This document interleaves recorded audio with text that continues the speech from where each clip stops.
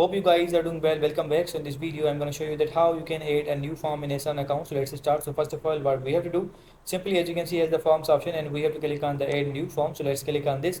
And after clicking on this, we have to provide the form name here. For example, I'm going to provide like the NGO, and then simply we have to click on the create new project. And now, as you can see, we have to provide the organization type. So let's click on the organization only, and let's click on the create form. And after clicking on the create form, as you can see, you will be able to see the form like this.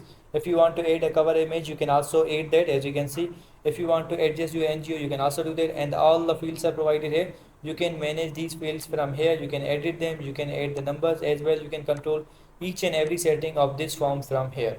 And after the completion, you just need to click on the publish and the form will be published.